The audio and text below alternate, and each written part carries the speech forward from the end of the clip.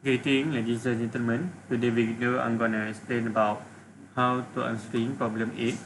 A cooking pan whose inner diameter is 20 cm is filled with water and covered with a 4 kg lid. If the local atmospheric is 101 kPa, determine the temperature at which the water will start to boiling when it is heated. So this problem states that we have water in the container and it is overheated at atmospheric pressure. While the process were taking place, uh, this system were enclosed by the 4 kg lid.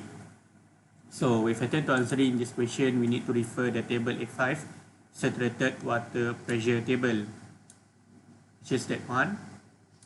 If I tend to use this table, you need to know what is the pressure that we were dealing with.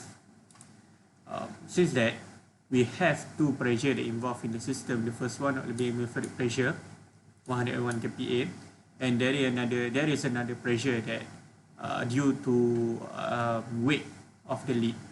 Remember that when there is a force and an area, then must have a pressure involved, because the pressure itself equal to F over by A.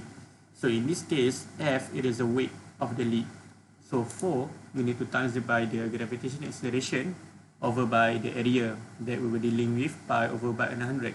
Make sure that we need to convert this centimeter into meter, otherwise the final answer would be wrong, because we were dealing with pressure in the SI unit. So anyway, you will get 102.249 kPa. Now you need to refer to the table.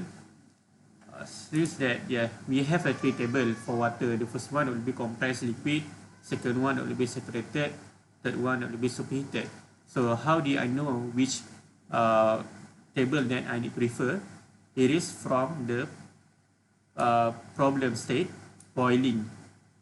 When it's mentioned about boiling, it is the transformation fast, and saturated is the only table that involves transformation, which is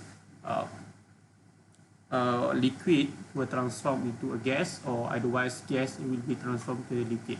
So that's why I'm using the saturated table to answering this question. But unfortunately, our target pressure will be 102.249. But in this case, there is no such value. So what we needed to do, it is to make an interpolation. To make an interpolation, you need to take the value below than the target. Then the value is higher than the target. In this case, 101.325, it is below than 102.249, and 125 is higher than 102.249. And you need to also, in this case, take the temperature. This value you can retrieve from the table, which is 10. That is the higher value. 10.325, the higher value, and this is the lower value. This is the higher value, which is 125. Then you need to take also the temperature. So the question asking the temperature. So you make an interpolation, then you will get the final answer. There will be 100.2 degrees C. So this is the graph that may explain a bit about the interpolation concept. This is a saturated graph, T versus by V in the different pressure. In this case, the first pressure will be 101.325, the second will be 102.249, and third one will be 125 kPa. So the temperature, this value we know from the graph, which is 99.97 and 105.97. But we don't know what is the value of T.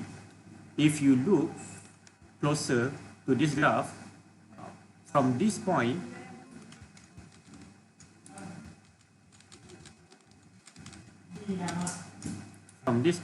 to this point, it is kind of straight line. So when there is a line that's straight, you will have the same gradient. So in here, what is the interpolation concept? It is we trying to find out the gradient. If you can see, it is the y coordinate over by the x coordinate equal to the other coordinate of y over by x. So it is essentially it is the gradient from involving this value equal to a gradient involving these two value. So that is a little bit about interpolation, which is 100, and you will get the answer that will be 100.2 degrees C. But if you look at on the ISD, it is exactly 102 degrees C. So I think that's all for today. If you did have any advice from me, I'm gladly accept it. Thank you for watching and have a nice day. Bye bye.